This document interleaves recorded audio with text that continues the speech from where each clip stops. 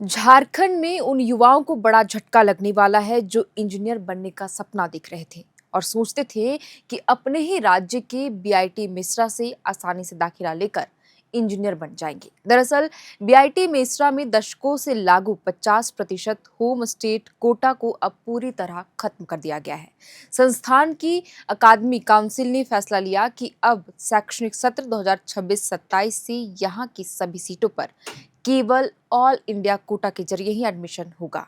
बता दें कि झारखंड सरकार और संस्थान के बीच वित्तीय सहायता से जुड़ा समझौता यानी एमओयू खत्म होने के कारण यह बड़ा फैसला लिया गया है। वहीं इस बदलाव के बाद अब राज्य के छात्रों को होम स्टेट रैंक का लाभ अब नहीं मिलेगा और उन्हें बीआईटी मेसरा में एक सीट सुरक्षित करने के लिए भी देश भर के मेधावी छात्रों से कड़ी प्रतिस्पर्धा करनी होगी। अब आपके मन में सवाल उठ रहे होंगे कि आखिर यह होम स्टेट कोटा होता क्या है, क्या था पुराना नियम और अब तक सरकार और बीआईटी के बीच एमओयू साइन क्यों नहीं हो पाया और इसके खत्म होने के झारखंड के बच्चों पर क्या असर पड़ेगा और क्या बीआईटी के इस फैसले पर राज्य सरकार की ओर से कोई बयान सामने आई है या नहीं। इसे वीडियो में हम इसे विस्तार से सिलसिलेवार ढंग से आपको बताएंगे। दरअसल बीआईटी मेसरा ने होम स्टेट कोटा को खत्म कर दिया है, जिससे झारखंड के विद्यार्थियों के लिए इस साल से प्रतियोगिता ज्यादा कठिन होने वाली है। सेशन 2026-27 से बीआईटी मेसरा में झारखंड के विद्यार्थियों के लिए आरक्षित 50% सीटों का प्रावधान खत्म हो जाएगा।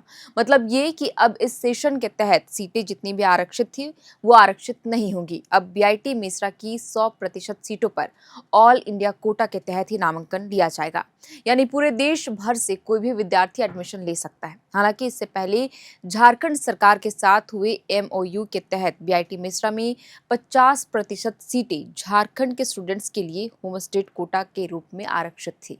इन सीटों पर जोसा, सी सेब और संस्थान स्तरीय काउंसिल से नामांकन की प्रक्रिया होती आई थी, जिससे झारखंड के युवाओं के लिए सीटें आरक्षित रहती थी। लेकिन अब ऐसा नहीं होगा। यह फैसला झारखंड सरकार के साथ हुए एमओयू खत्म होने के बाद ही संस्थान की ओर से यह फैसला लिया गया। और बता दें कि एमओयू साइन पिछले 3 सालों से लंबित है और नहीं हो पा रहा है। बहरहाल बता दें कि बीआईटी मेसरा में बीटेक, आईएमएससी और बीआर कोर्स की 1342 सीटें हैं। इनमें से बीटेक के विभिन्न ब्रांच में लगभग 650 सीटों पर होम स्टेट के तहत नामांकन लिया जाता था और बाकी के सीटों पर ऑल इंडिया कोटा के तहत एडमिशन होते थे। इसके साथ ही झारखंड के BC1 और BC2 कैटेगरी के विद्यार्थियों के लिए लगभग 80 सीटें रिजर्व थी। अब इन आरक्षित सीटों पर भी झारखंड के विद्यार्थी को लाभ नहीं मिल पाएगा। इन सीटों पर भी ऑल इंडिया कोटा के तहत ही नामांकन लिया जाएगा। इधर बीआईटी ने अपने फैसले के बाद संस्थान ने जानकारी देते हुए बताया कि झारखंड सरकार के साथ एमओयू 2 साल पहले ही खत्म हो चुका है। इसे लेकर कई बार उच्च शिक्षा विभाग को पत्र भी लिखा गया, लेकिन एमओयू नवीनीकरण को लेकर कोई कदम नहीं उठाया गया। इस साल विभाग को संस्थान की ओर से लिए जा रहे फैसले से भी अवगत कराया गया था।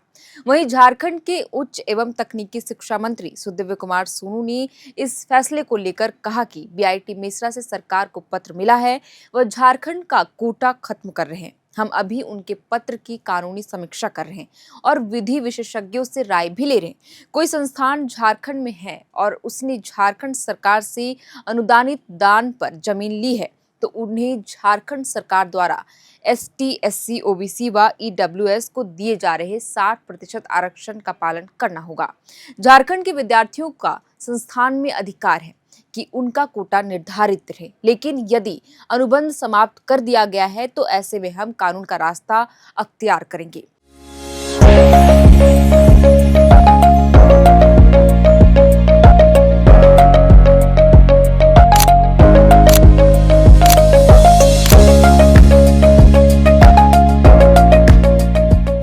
तो ये तो हमने आपको बताया कि क्या होम स्टे कोटा संस्थान में बंद किया गया, मतलब क्यों, और इस फैसले पर उच्च शिक्षा मंत्री सुदिव्य कुमार सोनू ने क्या कुछ कहा है। अब आपको बताते हैं कि स्टेट कोटा क्या होता है, तो इसके समाप्त होने से कौन से विद्यार्थी प्रभावित होंगे। तो हम बता दें कि होम स्टेट कोटा को आसान भाषा में अगर समझे तो यह किसी भी राष्ट्रीय या राज्य स्तरीय संस्थान में स्थानीय छात्रों के लिए सीटों को सुरक्षित रखने की एक विशेष आरक्षण व्यवस्था है, जो एक तरह से घरेलू आरक्षण यानी कि डोमेस्टिक रिजर्वेशन की तरह काम करती है।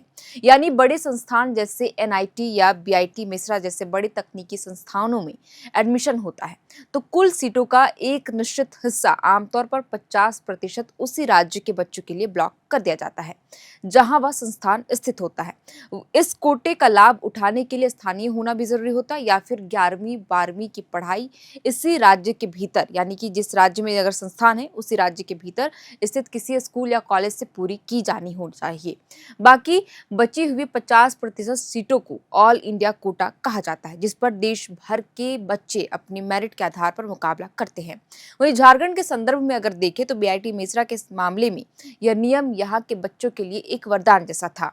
50% जो स्टेट कोटा लागू था वो वरदान जैसा था। यहाँ भी स्टेट कोटा के तहत स्थानीय विद्यार्थियों को 50% सीटें दी जाती थी, आरक्षण थी जो दरअसल झारखंड सरकार और बीआईटी मिश्रा के बीच एक समझौता हुआ था जिसके तहत कॉलेज की आधी सीटें सिर्फ झारखंड के बच्चों के लिए रिजर्व थी। जैसे कि मैंने शुरुआत में कहा, इसका सबसे बड़ा फायदा यह था कि झारखंड के बच्चों को जेईई मेन परीक्षा में बहुत कम अंक या पीछे की रैंक होने पर भी कंप्यूटर साइंस यानी सीएससी जैसी टॉप ब्रांच आसानी से मिल जाया करती थी।